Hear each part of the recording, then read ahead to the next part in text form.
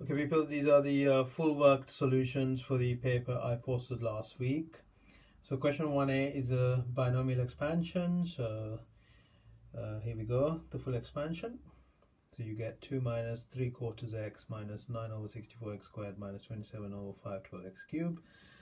And to get square root of 5 over 2, you got to make 5 over 2 equals to 4 minus 3x and then get the x value, which is 0.5, and you sub that into the expansion. And the answer is 1.58325. Next question is a logarithmic equation. So I just ln both sides and solved it, and the answer is 1.5736 fig. If you need to go through it, I mean, you can pause the video and go through it. Okay, I'm going to go through it fairly quickly here. Question 2, part 2, another logarithmic equation. I just broke the 3 to the 2x plus 1 into 3 times 3 to the 2x and then let y equals to 3x and then solved it. Question 3 is a vector question. So I worked out AB, AC and BC and worked out the moduluses of AB, AC and ABC and used cosine rule to work out the angle BAC for part 2. Question 4, completed the square to get it in that form, and then for the transformation, so it's a translation of plus 1 in x direction and a translation of minus 2 in y direction, followed by an enlargement by factor 3 in y direction. So the inverse function is 1 plus square root of x plus 2 over 3, and the domain is x greater than or equal to minus 2. And the sketches of the graph. Okay, so you sketch the graph, y equals fx. Make sure you draw only the section which is required, okay, which is in the correct domain and the range. Question 5 is a sequence or a geometric series question. So first question is to find a, which is quite simple. You just plug it into the formula and rearrange it. You get 3,875 over 39. And sum to infinity is 19,375 over 156. Question 6 is a trigonometric equation and it's a quadratic. You use the identity 1 plus cos squared to get the everything in terms of cos x squared, and then the only answer is pi over 2. Question 7 is a modulus functions question. So you sketch both graphs, make sure you clearly specify all the coordinates. And then part 2, you got 9 minus x squared equals to modulus of 3x minus 1. So you could kind of compare it with the sketch. So you could see the negative gradient of the straight line crosses the quadratic graph, and the positive gradient of the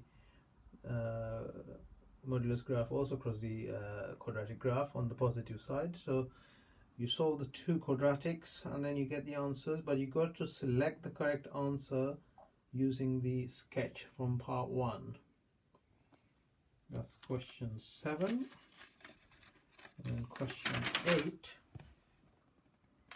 So this is the factor theorem question. So f of x is x cubed plus kx plus 30, and we know that x plus 5 is a factor, so then f minus 5 is equal to 0 and k is equal to minus 19, and then you divide it to get the factors, and then the answers to the equation are x equals minus 5, x equals 6 and x equals minus 1. Question 9. So you just use quotient rule to show that derivative of cosec is minus cosec x cot x. Okay, and then question 9 part B is an interesting one. So you get the gradient to be infinity at x equal to 0, so that means the tangent is x equals to 0, or the y-axis itself is the tangent, because the gradient is infinity. And in part 2, when the derivative is 0, you get cosec equal to 0, which can't be, so 1 minus cot x has to be the 0, so from that you only get 1 point where the gradient is 0, and that is pi over 4 root 2 e to the pi over 4. Question 10. So this is a very long question, possibly the hardest question in the paper. So first of all, you got to do the partial fractions. Okay, so I also made a few errors on the way, but so So A happens to be 96 over 19 and B happens to be minus 2. So I used comparing the coefficients of x terms to get the B, which was easy, but A was a bit tricky. So the fx equals 96 over 19, 1 minus 3x minus 2 over 2 plus x squared. Okay. And then this integration is quite tricky. So what I did is I split the two fractions to two different integrals. So on the left is just a simple ln integral, but the right section is a very tricky substitution using x equals root 2 tan u. So you substitute that and you can see it cancels down nicely. So when you integrate it, you get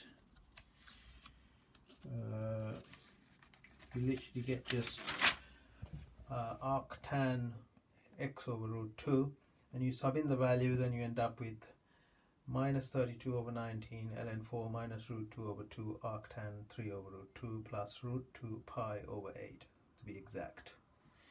Question 11 is a very simple question. So you just complete the square to get the center, which is 3 minus 5. And also it says that y-axis is a tangent. So then that means the radius has to be 3 as the diagram shows. If the radius is 3, then 34 minus k from the equation has to equal the radius squared, and then you get k equals to 25 there. Question 12 is another integral. This is a simple straightforward substitutions. So let u equals to 1 plus cos x, and then you just sub it in and you get 781 over 160. You can pause the video and go through the answers if you want. And question 13 is very simple. You just ln both sides and use implicit differentiation, and then you get the answer dy dx equal to a to the x ln a. Okay guys, so if you would like to access more papers, please buy the book, exam book, via the link. Thank you.